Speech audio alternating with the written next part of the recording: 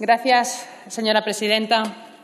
Señores de Junts per Cat, hoy traen a esta Cámara una proposición de ley que pretende instaurar un régimen sancionador para aquellas empresas que incumplan los plazos de pago establecidos, como han dicho, en la Ley 3/2004, la Ley de medidas de lucha contra la morosidad en las operaciones comerciales. Y lo hacen, según su exposición de motivos, con el ánimo de erigirse en defensores de las empresas que sufren esa morosidad.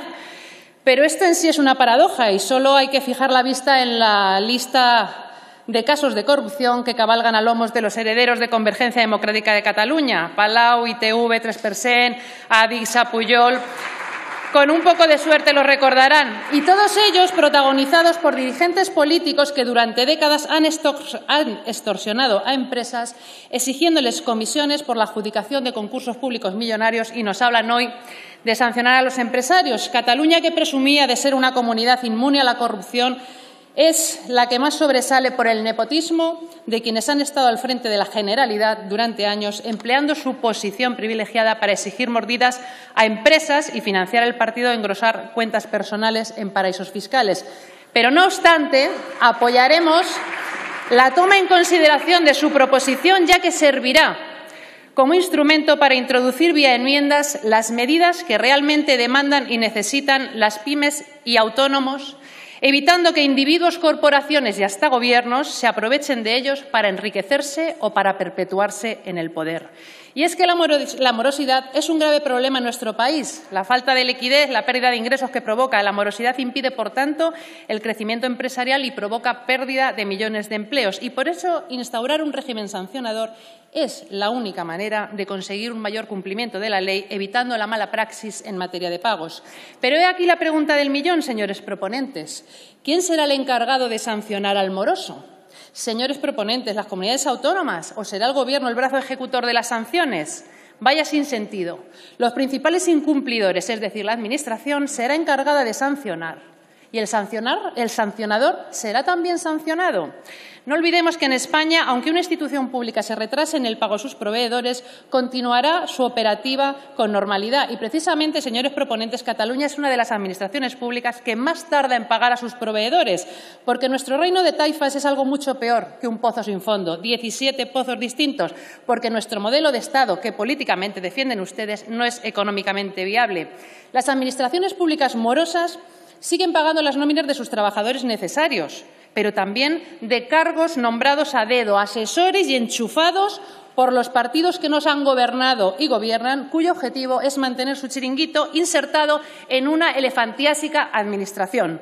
Y este modelo ineficiente e insostenible estrangula al sector privado con burocracia, impuestos y trabas que obstaculizan e impiden su consolidación y supervivencia. Y lo mismo ocurre con nuestras empresas del sector público, que no dejan de recibir sus correspondientes subvenciones por la vía de los presupuestos generales del Estado, sin importar el nivel de morosidad o que tengan las pérdidas acumuladas de años y años, relegando a último plano a sus proveedores. Por el contrario, en la economía real, la que emana del emprendedor, del que madruga, del que expone su patrimonio, su pequeño patrimonio, las reglas del juego son muy distintas, porque las pymes y los autónomos que presentan problemas de solvencia para pagar a sus proveedores firman su defunción en un largo y tedioso proceso concursal. Por ello, podríamos afirmar que la morosidad pública es objeto de protección y subvención en España. Sin embargo, la morosidad privada es penalizada por el propio mercado, ya que cualquier empresa privada que la utilice como estrategia financiera está abocada a desaparecer. Por tanto, es hora de plantear un régimen sancionador que pudiera aplicarse a la morosidad pública para erradicar definitivamente los abusos a los que son sometidas las pequeñas empresas por parte de la Administración. Y no olvidemos que la morosidad de la Administración en la segunda legislatura del señor Zapatero provocó la desaparición de miles de pymes y autónomos. Plan E de Págame.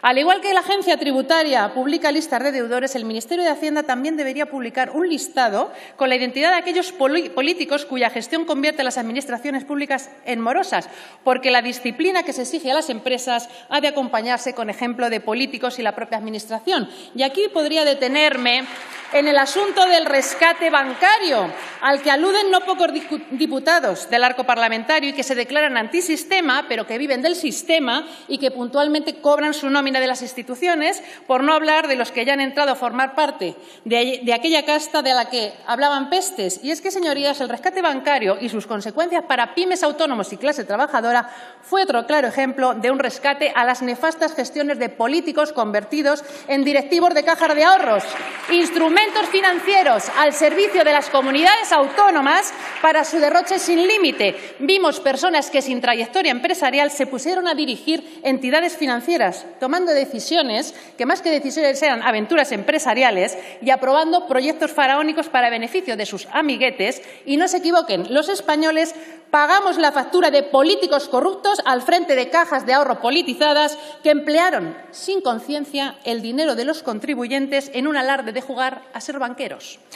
En la anterior crisis ya eran los autónomos, las pymes y las micropymes quienes más sufrían los impagos de los proveedores. Ahora todo sigue igual.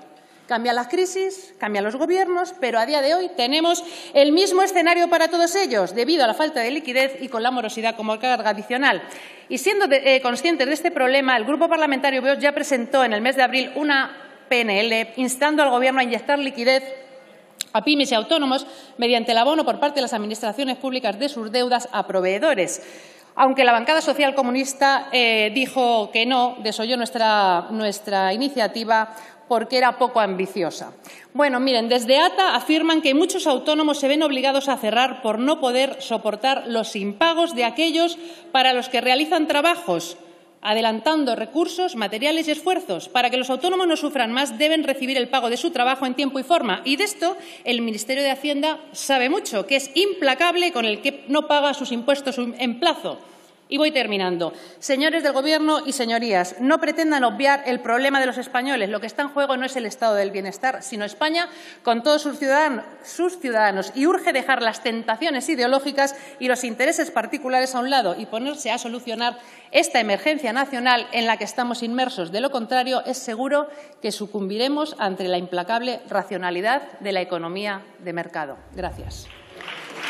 Gracias, señora Cañizares.